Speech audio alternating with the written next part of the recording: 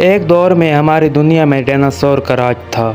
یہ چلتے تھے جہاں آج ہم چل رہے ہیں، اسی زمین پر سانسیں لیں، اسی زمین پر لڑائیاں لڑیں۔ ان خطرناک بڑی جسامت والے جانوروں نے قریب 1400 کروڑ سالوں تک اس زمین پر راج کیا۔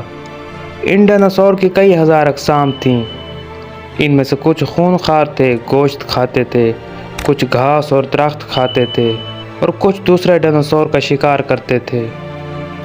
یہ اپنے دور کے سب سے طاقتور جانور تھے، لیکن پھر اچانک کیا ہوا؟ آخر وہ کون سا حادثہ تھا جس نے ان کا نام و نشان مٹا کر رکھ دیا؟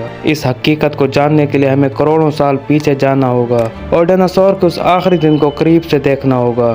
لیکن اس سے پہلے اگر آپ نے ہمارا یوٹیوب چینل سبسکرائب نہیں کیا تو ابھی سبسکرائب کر دیں تاکہ ہر نئی آنے والی ویڈیو آپ تک بآسانی پہنچ سکے۔ چلتے ہیں آج سے 85 ملین سال پہلے، یعنی کہ 8 کروڑ 50 لاکھ سال پیچھے۔ آج سے تقریباً 8.5 کروڑ سال پہلے زمین پر موسم معتدل تھا۔ ہر طرف سورج کی روشنی پھیلی ہوئی تھی اور چاروں طرف ڈائناسور کے چلانے دہاڑنے کی آوازیں گونج رہی تھیں۔ ڈائناسور آرام سے زمین پر اپنی زندگی گزار رہے تھے۔ تب 10 کروڑ سال پہلے ہی ان کی قسمت لکھی جا چکی تھی۔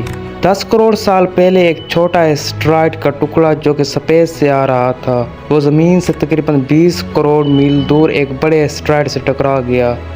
اس ٹکراؤ سے اس بڑے اسٹرائڈ کی سمت تبدیل ہو جاتی ہے اور پھر وہ زمین کی طرف 22,000 میل فی گھنٹہ کی رفتار سے موو کرنا شروع کر دیتا ہے۔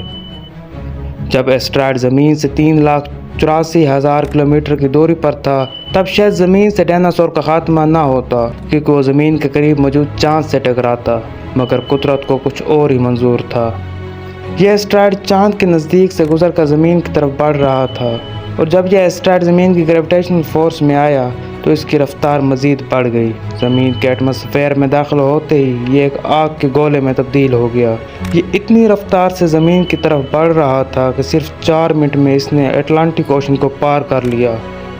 اس کی چمک اتنی زیادہ تھی کہ تمام جانور اسے دیکھ کر اندھے ہو چکے تھے، اور کچھ ہی لمحے میں یہ اسٹرائڈ میکسیکو سٹی سے ٹکراتا ہے اور تقریباً 35,000 ڈگری سیلسیس کا دھماکہ ہوتا ہے، جو کہ تقریباً 10 ہائیڈروجن بم کے دھماکے کے برابر تھا۔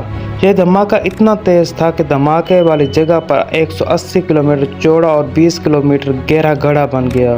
اس دھماکے کی وجہ سے زمین میں اتنا زلزلہ آیا کہ سمندروں کا پانی باہر نکل آیا اور ہر طرف آتش فشاں یعنی والکینو پھٹ پڑے اور تمام ڈائناسور کو جلا کر راکھ کر دیا۔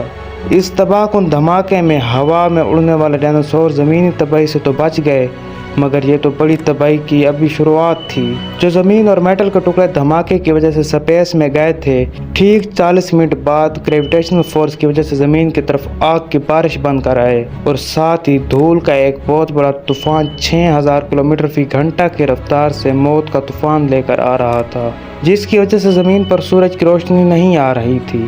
ہوا کا ٹمپریچر 100 سینٹی گریڈ سے زیادہ ہونے کی وجہ سے سارے درخت جل کر راکھ ہو گئے تھے۔ دھماکے کے 90 منٹ بعد اس کا ٹمپریچر 200 سینٹی گریڈ تک پہنچ گیا۔ اس کی وجہ سے جو ڈائناسور دھماکے والی جگہ سے کوسوں میل دور تھے وہ بھی نہیں بچ پائے، اور جو چھوٹے جانور بچ گئے ان کو کھانا زیادہ مقدار میں نہ مل سکا۔ تو سوال یہ ہوتا ہے کہ اتنی بڑی تباہی کے بعد انسان کی نسل کہاں سے آئی؟ اس پر ایک الگ سے ویڈیو بنائی جائے گی، اس کو دیکھنے کے لیے ہمارے چینل سے جڑے رہیں۔